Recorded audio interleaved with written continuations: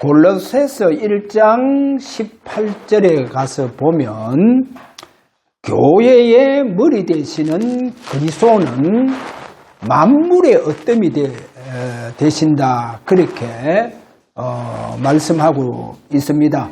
자, 오늘 이제 우리가 깊이 잡아야 할 말씀은 우리 주님께서 교회의 머리가 되신다.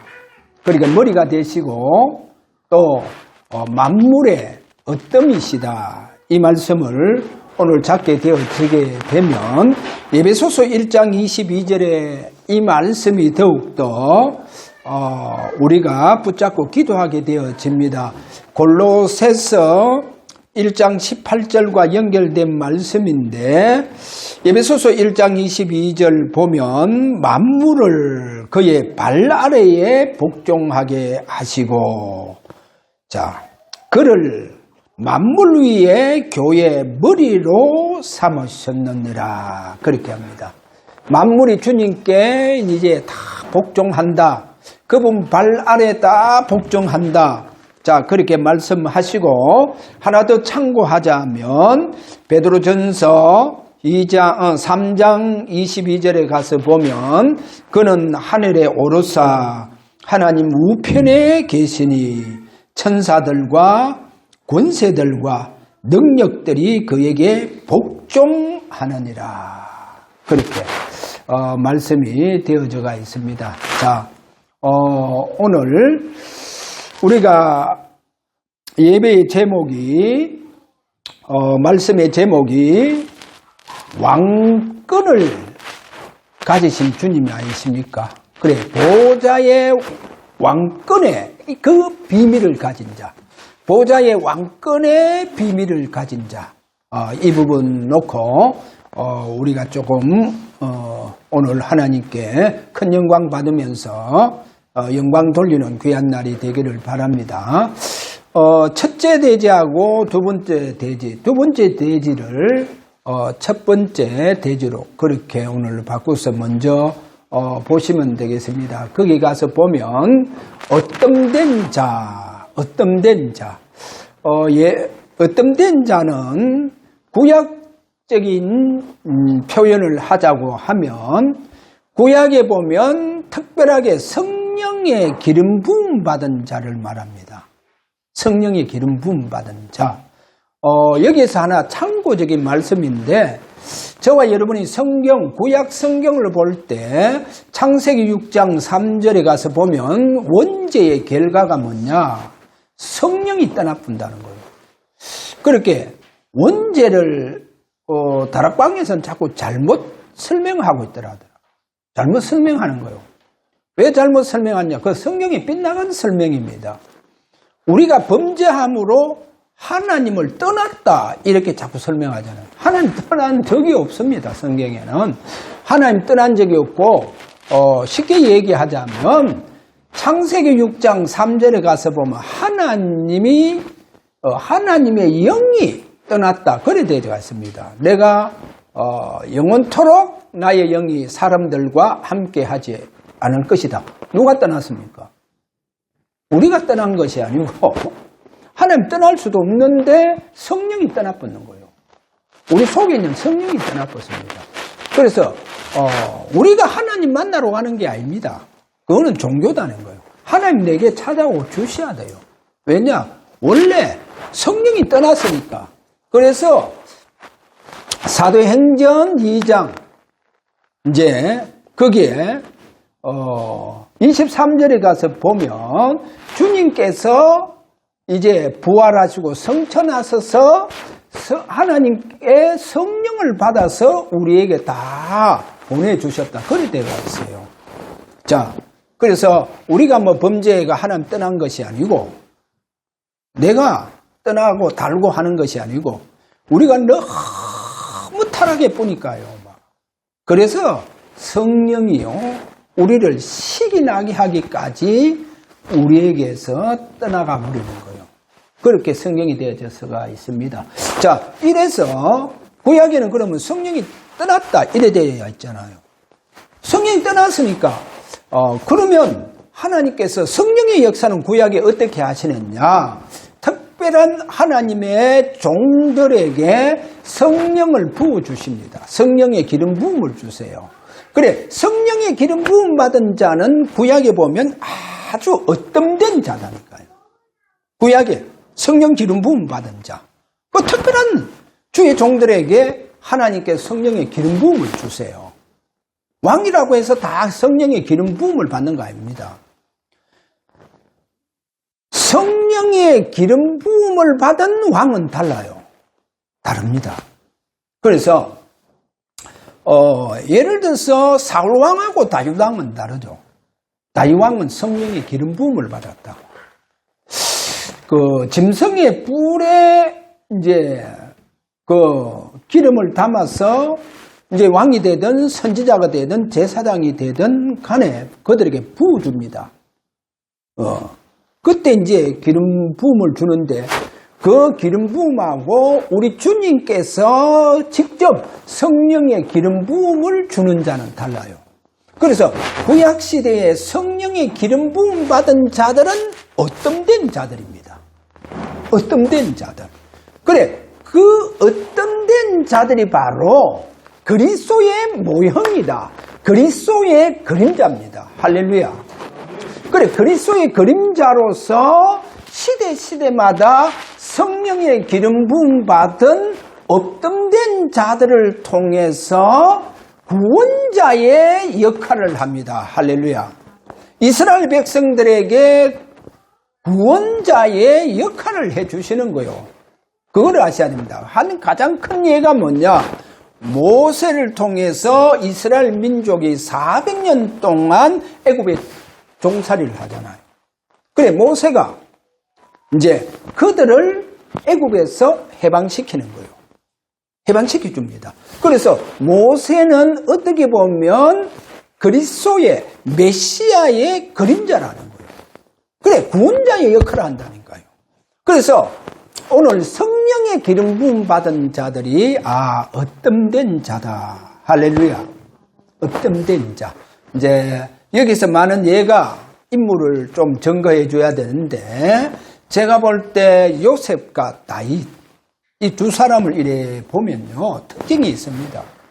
굉장히 어릴 때부터 외롭고 굉장히 외로움 속에서 또 고독 속에서 삽니다. 가정도요 부모가 계시고 한데도 불구하고 그 가정도 다 있는데도 불구하고 굉장히 외로움과 고독 속에서 살아가요. 요셉을 보세요. 요셉은 어머니가 일찍 돌아가셨다. 성경 거리대저가 있잖아요. 그런데도 불구하고 요셉의 그 형들이 그리고 아버지도 그리고 그 가정 어머니들도 거의 다 요셉에게 보호가 되어 줘야 되는데 보호가 안 되줘요. 백이 안 되줘요. 요셉은 가정도 있고 부모가 다 있는데도 불구하고 요셉에게는 그 형들이 보호를 해줘야 되는데 백이 안 되줘요. 백이 없다니까. 그래 보호가 안 되는 거예요. 그런데도 너무 외롭게 어릴 때부터 자랐잖아요. 이래서 요셉이요. 엄마가 늘 생각이 나잖아요. 엄마가 늘 생각나니까 요셉은 엄마가 자기 동생을 놓다가 죽은 줄 알잖아요. 그러니까 이제 아버지에게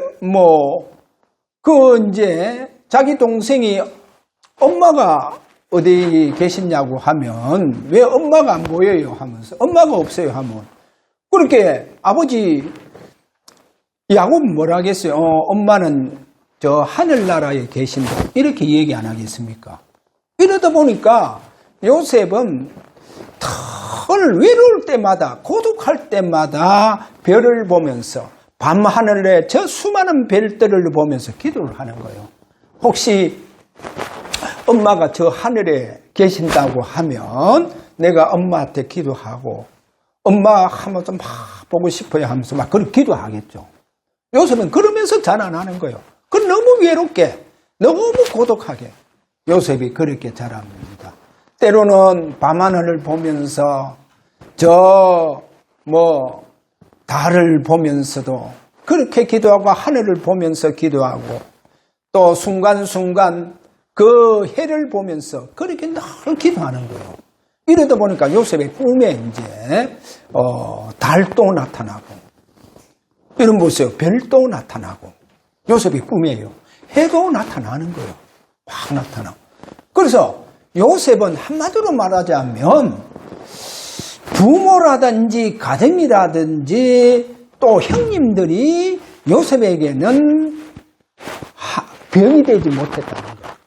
요셉을 보호를 못했다는 거예요. 그럼 누가? 하나님은 자연을 통해서 만물을 통해서 하나님께서는 요셉을 보호해 나가는 거예요. 이런 하나님의 섭리가 있다는 거. 그 다음에 여러분 다윗도 마찬가지입니다. 다윗도요 어릴 때부터 얼마나 외로움과 고독 속에서 홀로 그렇게 살아갑니다. 그것이 바로 저 험지 목동 생활을 하고 있지 않습니까? 형들 다 있는데도 불구하고 다윗은 그 어린 그 아이가요 이제 그 광야에서 이제 목동 생활을 합니다. 다윗도 요셉처럼 밤하늘을 보면서 별을 보면서 하늘을 보면서 얼마나 찬양하면서 기도하는지 그렇게 기도하는 광야에서 성장을 하는 거예요.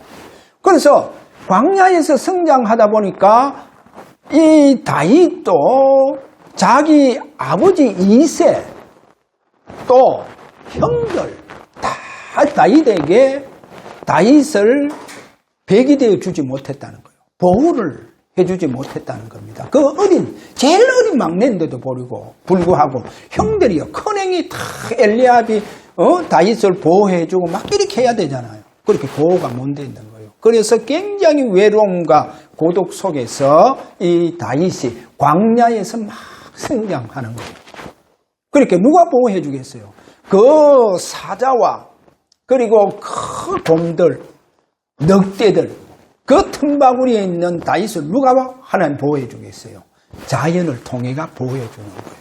만물이 오히려 다윗을 보호하는 거예요. 오늘 보세요. 이렇게 말합니다. 만물에 분명히 그 어뜸이 되시는 그리스도는 교회의 머리시다. 그래서 그분 앞에 모든 만물이 다 복종한다. 그래서 만물을 통해서 자연 그 하늘을 통해서 하나님 지으신 우주 만물을 통해서 이 다윗을 보호해 주는 거예요. 그럼 다윗이 나중에 이제 성장하잖아요. 그래서 사무엘상 16장 13절에 가서 보니까 앞으로 왕이 될 사람이다 해서 이제 기름 부음을 받잖아요. 그럼에도 불구하고 그러면 다윗이 장차 앞으로 이제 왕이 된다는 거예요. 왕이 될 사람이라 한 거예요. 그러면 어떻게 되겠어요? 궁궐에서요, 갱호원이, 오늘날 말하자면 갱호원이요, 파송이 되어져가 갱호원들이 들어붙습니다. 갱호원이 따라다녀요. 그렇잖아요. 왕이 될 사람인데도 불구하고 오히려 궁궐에서는요, 사울왕이 다윗을 죽이려고 하잖아요. 그럼 뭡니까? 국가가 보호가 됩니까? 국가도 보호가 안 되고 왕도 보호를 해주지 못하고 백이 되지 못하고 있잖아요. 아니 장차 앞으로 왕이 될 사람인데도 불구하고 그래 그에게는 아무런 백이 없어요. 아무런 보호막이 없다니까요. 그 누가 보호하시느냐? 하나님께서 다윗을요 그 사울왕에게 쫓겨서 막 광야로 들어가서 피신하고 막 굴에 숨고할 때 전부 다 하나님께서요 자연을 통해서 만물을 통해서 하나님 앞 보호해 가는 거예요. 그러니까 성경 보면요 막 앵기들 굴에 들어가니까 사울왕이 알고 막 그 동굴에 막 그렇게 군사들이 와서 뒤지고 하겠죠. 그런데요 재밌게 성경에 보면 표현하는데 거미가요 거미줄을 탁 쳐보는 거예요. 그래 입구에 거미줄을 쳐보니까 병사들이 와서 보니까 거미줄이 딱 쳐져가 있으니까 사람이 들어가면 거미줄을 다 걷어져 뿌잖아요. 근데 줄이 딱 쳐져보니까 이 동굴에는 없구나 하면서 가쁘고 누가 보호합니까? 하나님께 친히 만물을 통해서 보호해가는 거예요. 할렐루야. 오늘도 우리가 알아야 됩니다. 저와 여러분은 하나님 자녀입니다. 구원받은 자입니다. 저와 여러분이 성령의 기름 부음 속으로 들어가는 귀한 오늘도 축복된 저와 여러분의 예배가 되기를 바랍니다. 그러면 누가 보았냐? 다 하나님께서 만물을 통해서 하나님 보호를 하십니다. 할렐루야. 주의 천사들을 통해서도 보호하시는 하나님. 자, 그래서 다윗과 요셉의 생애가 이렇더라는 거예요. 그래서 성경에 보면요, 참 다윗에게 막 사울왕을 통해서 쫓기는 이런 신세가 되어졌잖아요.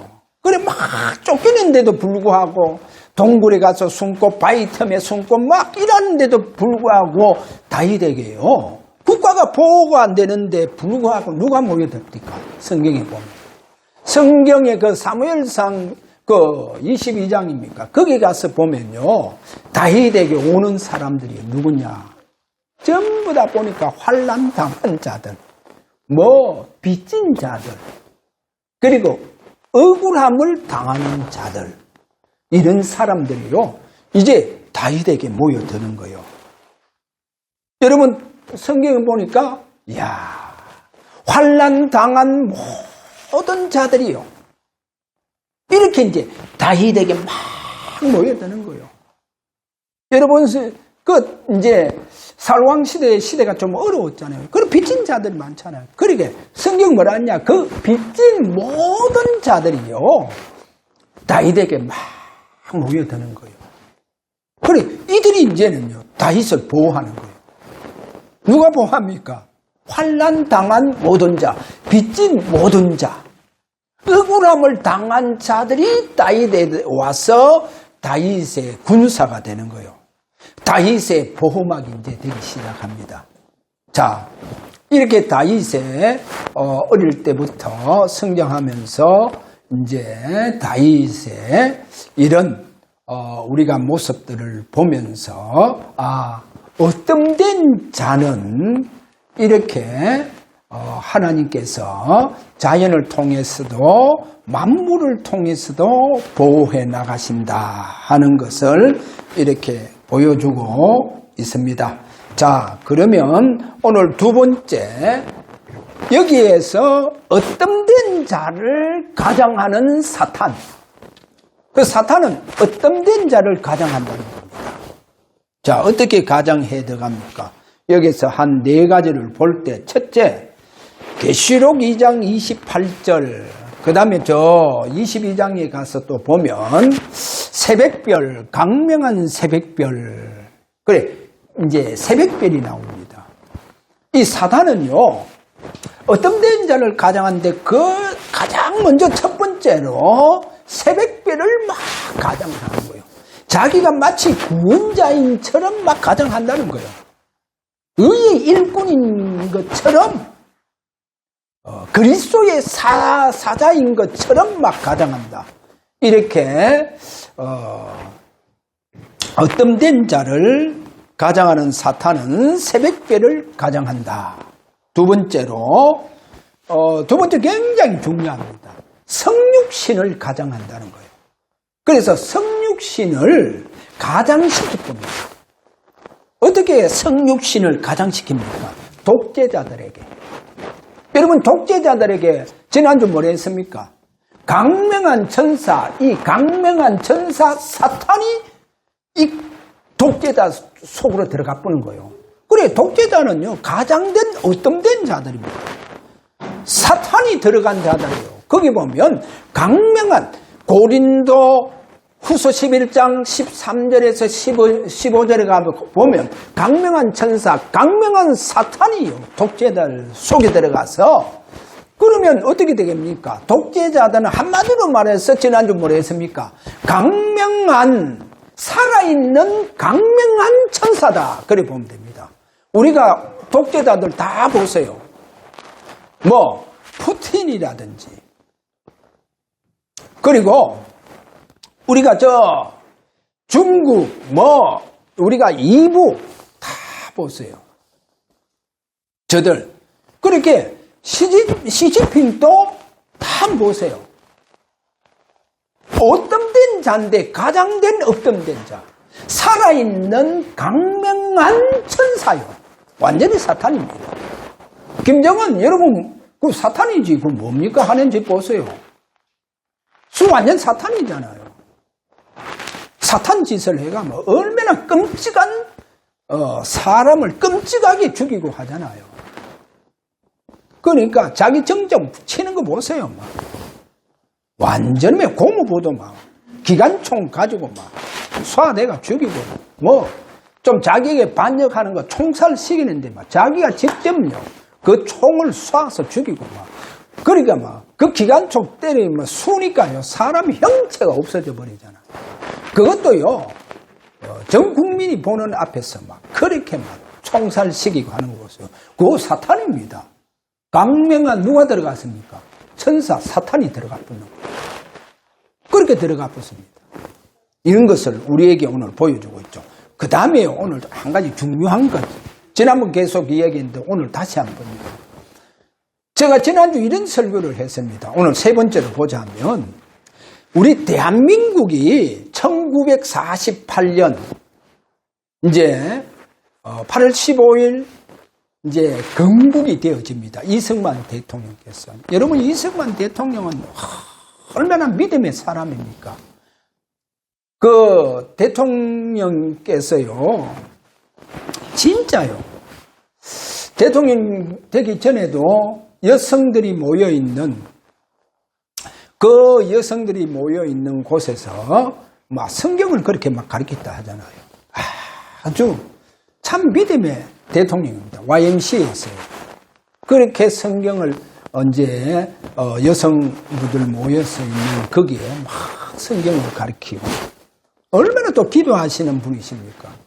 어느 정도 기도했는지 너무요 이분이요 막 해안이 기도 속에서 얼마나 앞을 내다보는 이런 지혜를 하나님 주셨는지 그 일본이 앞으로 분명히 전쟁을 일으킨다. 진주만을 공격할 것이다.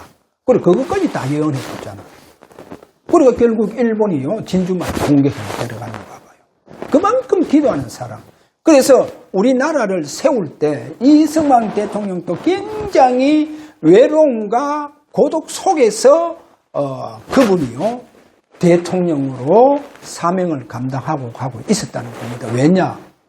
그분의 확고한 미국에서 체험한 자유민주주의 이 확고한 이 신념에 따르는 그 확고한 신념을 따르는 사람들이 거의 없었어요. 거의 없었다니까. 그리고 이분이요 그러니까 뭐 자기 밑에 많은 사람들이 있었지만은 이승만 대통령의 그 확고한 그 신념 그것을 같이 공유하면서 따르는 그런 내각 뭐 쉽게 말하면 밑에 일꾼들이 없었는 거예요. 그것뿐입니까?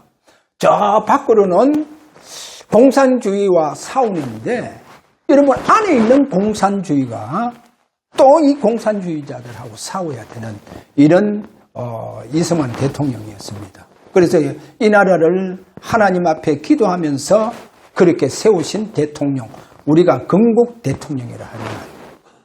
그런데 지금 오늘날까지 이래 오면서 지금 우리나라를 잘 봐야 됩니다. 그래 저는 목사님들 왜 성경을 보는데 이렇게 나라를 정확하게 지도자를 볼 수 있는 해안이 없을까 하는 저는 의문을 늘 가집니다. 많은 목사님들 특별히 큰 교회 목사님들 보니까 거의 다 좀 뭐 옛날 1948년도로 돌아가자면 89년도로 그 당시 돌아가자면 거의 주사파 이제 우리나라 자체가 지금 제가 오늘날 이래 오면서 너무 작행화가 되어가 있는 것을 이렇게 봅니다. 이 말이 뭐냐 하면요. 이제 우리나라 안에 또 보이지 않는 나라가 세워져가 있습니다. 자, 그러면 보이지 않는 이 나라가 누가 세우는 나라입니다. 바로 이 나라를 사탄이 세웁니다. 강명한 천사, 이 사탄이요. 저 북한의 그 김정은에게 역사하는 이 공산주의 영이요. 이제 국회 속으로 들어가는 거예요. 여러분, 국회 속으로 들어가잖아요. 중국 공산주의 그 영이요. 이제 막 정치계 속으로 들어가는 거예요. 뭐 정치계 속으로만 들어갑니까? 언론, 이제 문화계, 뭐 그뿐입니까? 법조계, 노동계, 전부 다 들어가는 거예요. 이렇게 저 북한 공산주의 영이요 막 들어가는 거예요. 여러분 이걸 알아야 됩니다. 그래서 국회 안에 때로는 우리가 더불어민주당 안에 또 우리가 국민의힘 안에 이런 공산주의 영이 들어가는 사람들, 거기에 잡힌 정치인들이 많습니다. 그리고 이거를 볼 수 있어야 된다니까요. 이거 볼 수 없으면요, 오늘날 저와 여러분 교회 기도는 제가 볼 때 허공했던 기도입니다. 허공했던 기도를 하면요, 그거는요 아무런 영적인 역사가 일어나지 않습니다. 이거를 저는 보면서 지금 이 나라가 완전히요 지금 우리나라가 이렇게 지금 사탄이 1948년도부터 그 공산주의자들이요. 이제 우리나라 전방으로 전부 다 장악해 붙는 거예요. 여러분 이제 학계 할 것도 없습니다. 언론계 할 것도 없습니다. MBC 보세요. 저거는 북한 방송이지. 여러분 보세요. 지금 법조계 다 보세요. 여러분 법조계 보시라니까. 노동계 지금 난리 났잖아요. 노란봉투법 지금 시행되면서 이제 더 이상 회사를 경영할 수 없습니다. 이렇게요 우리나라 전방위 전체가 지금요 완전히요 사탄이 이 나라 속에 보이지 않게 세워서 자기의 왕국을 신설해 붙다니까요. 그거 어떻게 해야 되겠어요 지금. 그래서 오늘 그 세 번째에 가서 그러면 우리 주님께서는요 분명하게 그분은 보좌에 계시면서 그분은 마태복음 16장 28절을 보니까 왕권을 가지고 계신 분이시랍니다. 할렐루야. 그래서 보좌의 왕권을 가지고 계시는 바로 그 왕권의 비밀을 아는 자를, 이 비밀을 가진 자를 또 이 교회를, 그런 교회를 하나님 세워주시겠다는 거예요. 이게 세 번째입니다. 지금 우리나라 전방위를 보세요. 완전히 사단이 보이지 않게 대한민국이라고 하는 이제 이런 민주주의, 자유민주주의 속에 사탄의 왕국, 저 북한 공산주의 영이 들어가도록 해서 지금 완전히 마귀의 왕국을 세워놨습니다. 그래, 이거를 보면서 그러면 하나님께서 그러면 이 나라, 하나님은 원래 이 나라를 이승만 대통령을 통해 세우신 이 나라를 마귀에게 그럼 완전히 내줄 것이냐? 그래서 하나님 지금 이 시대 너무 전방위적으로 전부 다 사탄이요 역사하고 있기 때문에 하나님은 그러면 어떻게 하느냐? 보좌의 왕권의 비밀을 가진 자를 하나님은 일으켜 주시겠다. 보좌의 왕권의 비밀을 가진 교회를 일으켜 주겠다 하는 거예요. 그런데 제가 성경을 좀 보면서 이 보좌의 왕권을 가진 자들은 소수구나. 소수예요. 소수이면서도 그 왕권의 그 기도가요. 여러분 예를 들어서 엘리야를 예를 들자면 그가 기도하니까 하늘이 닫히기도 하고 하늘을 하나님께서 열기도 하십니다. 할렐루야. 이 왕권을, 이 보좌의 왕권을 비밀을 가진 소수의 교회를 일으켜서 하나님은 이 국가의 우리나라를 또 대한민국 모든 교회를 이제는 그 소수의 교회 왕권의 비밀을 가진 하나님이 그들의 기도를 받으시고 하나님께서는 보좌의 왕권으로 이제 교회를 다스리고 통치하시고 이 나라를 앞으로 통치하시고 다스려가는 역사가 일어나면서 그 왕권의 비밀을 가진 자의 기도를 통해서 이 땅에 사탄이 완전히 주님 발 앞에 완전히 무릎 꿇는 역사가 일어난다는 거예요. 할렐루야. 하나님이 이제는 소수 보좌의 왕권의 비밀을 가진 자를 일으키겠다는 거예요. 그래서 보좌의 왕권의 그 왕권을 가지고 이제 이 나라를 통치하신다는 거예요. 통치하시겠다. 하나님 다스려 주시겠다. 그래서 이런 기도를 하나님께서 보니까 초대교회 몇몇 초대교회의 소수를 이제 일으켜 주시는 거예요. 초대교회를 이렇게 해서 하나님은 이 기도하게 하시는데 구약 시대에 보니까 다윗이요. 이 보좌의 왕권을 비밀을 딱 가지는 이 다윗 보세요. 그래서 오늘 시편 110편 1절에 보세요.